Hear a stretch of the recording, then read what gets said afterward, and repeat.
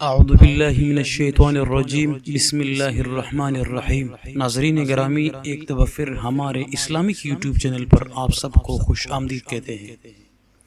ناظرین، ایک رات سلطان محمود غزنوی کو کافی کوششوں کے بعد بھی جب نیند نہیں آئی تو اپنے غلاموں سے کہنے لگے کہ لگتا ہے کہ کسی مظلوم پر آج کوئی ظلم ہو رہا ہے، تم لوگ گلیوں میں پھیل جاؤ اور اگر کوئی فریادی نظر آئے تو اسے میرے پاس لے کے آؤ۔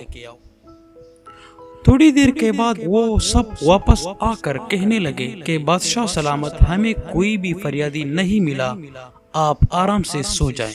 سلطان محمود غزنوی کو پھر بھی نیند نہیں آئی تو وہ کپڑے بدل کر خود محل سے باہر نکلا۔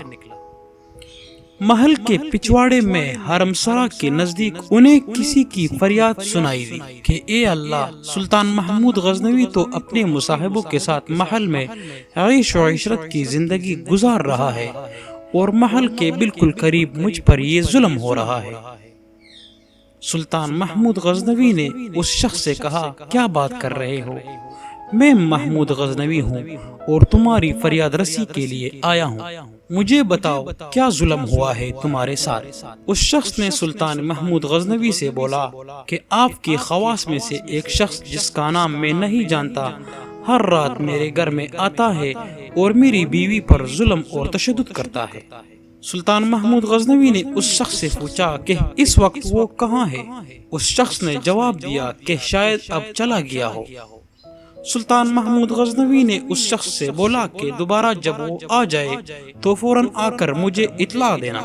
پھر سلطان محمود غزنوی نے اس شخص کو اپنے محل کے دربار کے غلاموں کو دکھایا اور کہا کہ جب بھی یہ دربار میں آئے تو اسے سیدھا میرے پاس پہنچا دو، اگر میں نماز کی حالت میں بھی ہوں تو پرواہ مت کرو۔ اگلی رات وہ شخص سلطان کے پاس آیا اور بتایا کہ وہ شخص اس وقت اس کے گھر میں ہے۔ سلطان محمود غزنوی نے اسی وقت تلوار ہاتھ میں لیے اس شخص کے ساتھ چل پڑا۔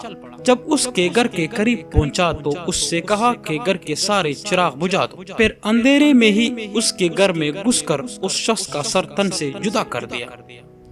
پھر سلطان محمود غزنوی نے حکم دیا کہ چراغ روشن کر دو۔ اس شخص نے جب چراغ روشن کیا تو سلطان محمود غزنوی نے جب اس شخص کا چہرہ دیکھا جس کو اس نے قتل کر دیا تھا تو جلد ہی سجدے میں گر پڑا۔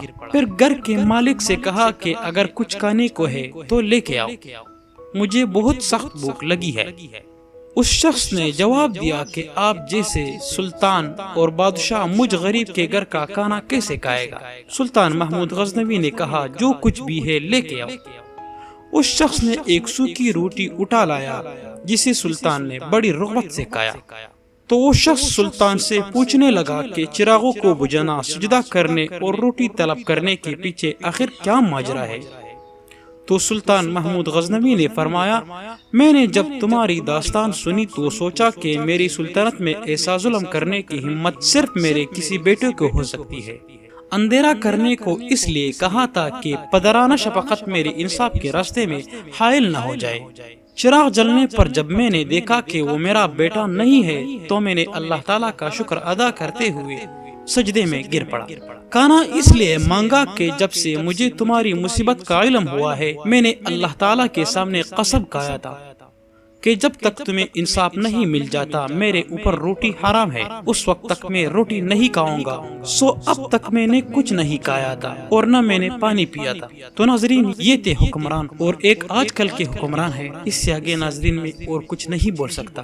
بس دعا ہے ناظرین کہ اللہ تعالی ہمارے گناہوں کو معاف کر کے ہمیں ہدایت کی راہ نصیب فرما دے۔